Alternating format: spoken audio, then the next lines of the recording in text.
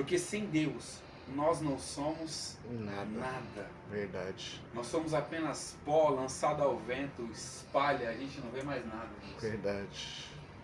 Então sem Deus nós não somos nada. Então a morte espiritual, se as pessoas deixarem ser levadas pela morte espiritual, e essa deformidade que o inimigo faz com a gente, ele nos deforma ao ponto de Deus olhar pra gente e não nos reconhecer.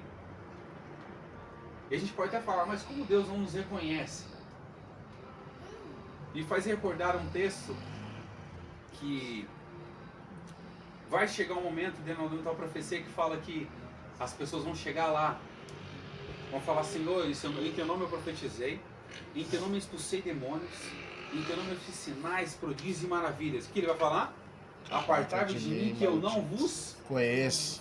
Ou seja, o pecado faz com que a gente não seja conhecido de Deus. Verdade, olha só para você ter ideia o risco que é pra gente. O pecado faz com que a gente não seja conhecido, mas nós que acompanhamos e sabemos a oportunidade que nós temos de reconciliar a nossa vida, se aproximar da fé, se aproximar de Cristo, isso faz com que a gente volte a ser o quê? Formado novamente na presença de Deus. Aleluia. E nós não somos só criaturas, o pecado um dia deformou a nossa vida. Mas como Isaías 43 fala, assim diz o Senhor que te criou, ó Jacó, e te formou, ó Aleluia. Israel. Quando fala sobre formação, o que é? Quando você já pega o molde já pronto, você vai o quê? Formar. Amoldar ele do seu Jeito. jeito. É o vaso na mão do Olheiro.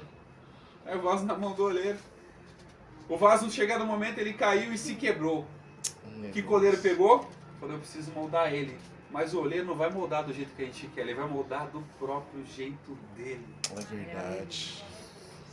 E quando o pecado tirou deformou a nossa vida, quando nós reconhecemos isso, entregamos a nossa vida para Jesus, o que ele começa a fazer? Moldar. Formar, moldar em nós o caráter de Cristo. Aleluia. Ele começa a moldar em nós. Ele começa a formar. Mas ele não vai fazer isso se a gente não der o lugar, a oportunidade, o espaço para ele poder fazer. Porque se a gente não entregar o nosso vaso na mão do olheiro, entregar o nosso vaso na presença de Deus para que ele possa fazer a obra, para que nós possamos ser vaso de honra. Porque isso que Deus quer para a gente, sejamos vasos de honra na presença do Senhor. Verdade. Então nós temos que deixar o quê?